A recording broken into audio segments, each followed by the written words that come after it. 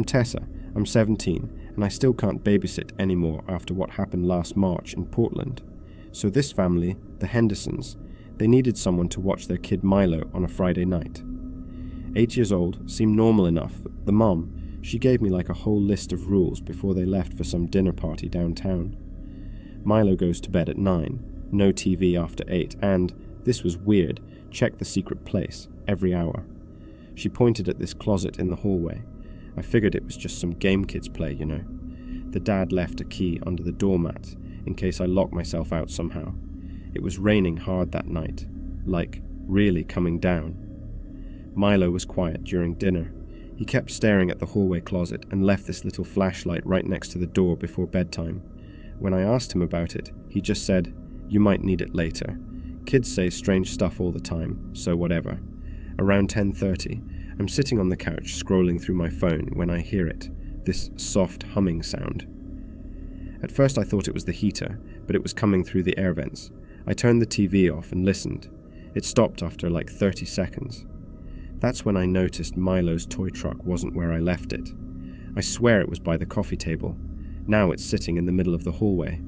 I must have kicked it or something, right? I grabbed the flashlight and checked the closet, like Mrs. Henderson said. That's when I saw it. The back panel was loose. Behind it was this small crawl space I'd never noticed before. I shined the light inside and my hands started shaking. There were fresh granola bar wrappers in there, like from this week fresh, and a blanket that looked slept in. I backed out fast, called the parents. Mr. Henderson answered and told me to stay calm. Don't go upstairs. They're heading back now. But here's the thing, my phone was on silent. I never heard it ring, which means someone answered from inside the house. That's when I heard the footsteps, slow, creeping, coming from the attic above Milo's room. I ran to his bedroom and woke him up, told him we need to be really quiet. His eyes went wide and he whispered, "Is he coming down?" Before I could ask what the hell he meant, we both heard it, the attic ladder creaking. Someone was pulling it down. We hid in his closet. I put my hand over his mouth because he was breathing too loud. The footsteps moved down the hallway, stopped right outside his door. We could see a shadow under the crack. Then, it moved toward the hallway closet, toward that crawl space. My heart was pounding so hard I thought I'd pass out. Then, I heard the doorknob on Milo's closet, our closet, start to turn, slowly, testing it. The police found boot prints in the attic and that crawl space. Someone had been living in their walls for weeks, coming out when they slept. They never caught whoever it was. The Hendersons moved to Seattle 2 months later. I still sleep with my light on.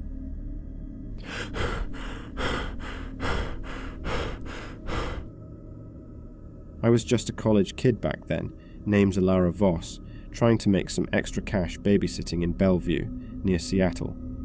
This family, the Harlans, they lived in this quiet neighborhood with big trees lining the streets. Nice house, nothing fancy, but cozy. I'd watched their little boy Jackson a few times before. He's 4, cute kid, loves his toy cars. That night, the parents were heading out to some dinner in downtown Seattle. They said they'd be back by 11, gave me the usual instructions, bedtime at 8, no sweets after dinner. I remember the living room clock ticked kinda loud, like it was counting down or something. Anyway, they left around 7, and Jackson was already playing with his blocks in the den. Things started okay. I fed him mac and cheese.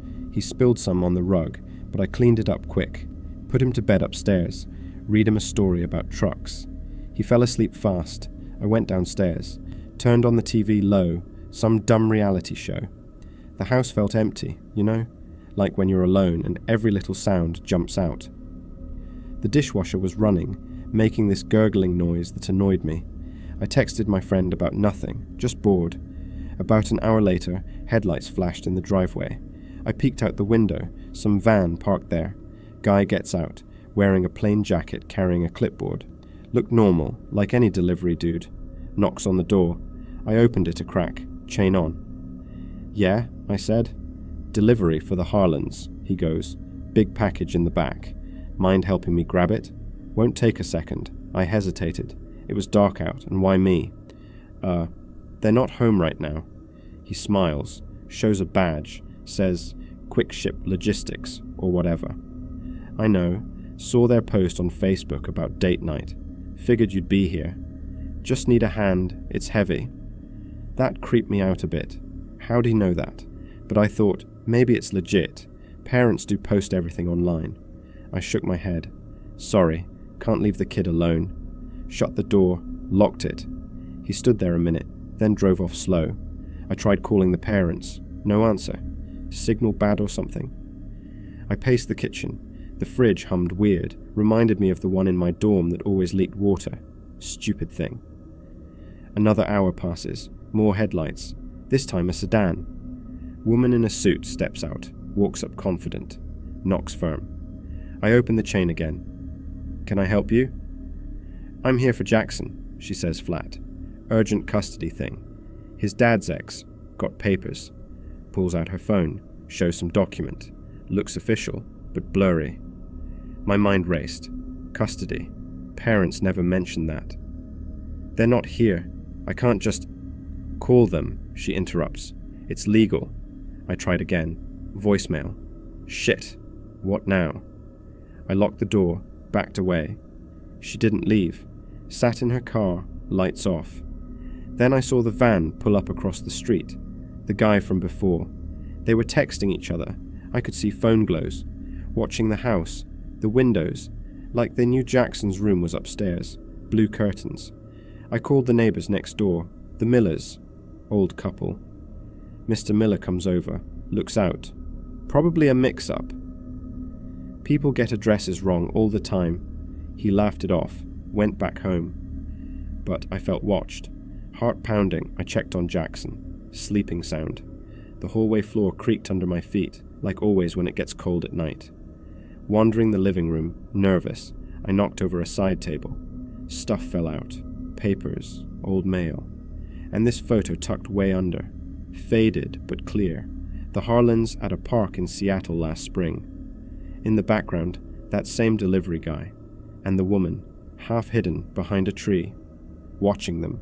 Smiling weird. I froze. They'd been following for months. Why?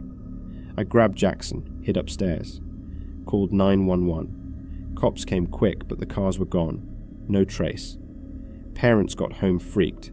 Said no custody stuff. No delivery. Police found nothing. But that photo, it's still out there somewhere.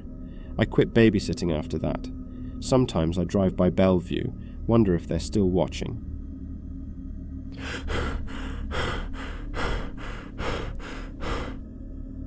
I'm Maya. I used to babysit sometimes in Austin. This was summer and the house was a plain one on the edge of a quiet block.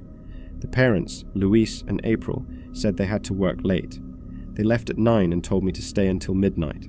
I thought it was fine. 2 little ones, James, 3, and Lila, 1. They were asleep by 10. I remember the floorboards creaked whenever my cat ran across them at night at my own place. I kept thinking about that sound when I stepped in the hallway.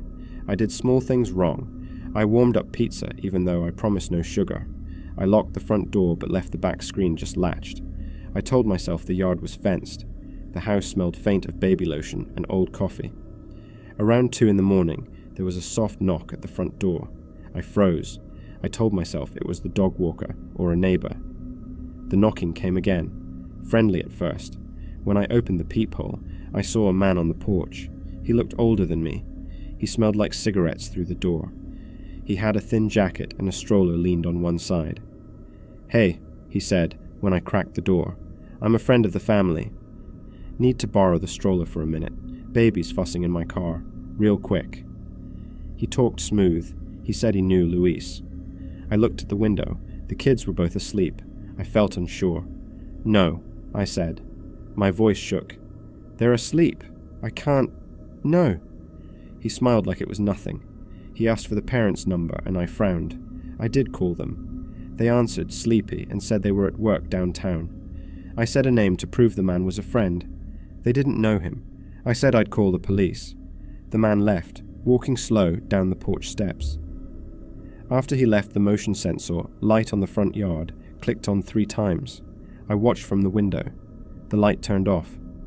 10 minutes later, it came back on. Someone was pacing near the sidewalk. Just pacing. I texted Louise. Nothing back. I tried April. She finally replied with a short text that made my skin feel tight. When will he be outside? We can take him somewhere warm. I stared at those words like they were wrong. I thought maybe April was joking. But the message looked odd. I called 911 then. I spoke, and my words were small. While I was telling the dispatcher about the man, someone texted again from the parent's phone. It was the same line. The dispatcher told me to stay on the line and not to open any doors. I nodded. She couldn't see me. I heard a faint metallic click at the back door. It sounded like a hairpin trying the latch. I moved towards sound and my legs felt heavy. I whispered, "Who's there?" The hairpin stopped, then tapping, a single slow tap. I held my breath. I don't know who that man was. I don't know why the text read like that. The police came and searched, found footprints, nothing else.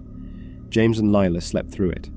I still think about that pacing light and the tapping at the back door.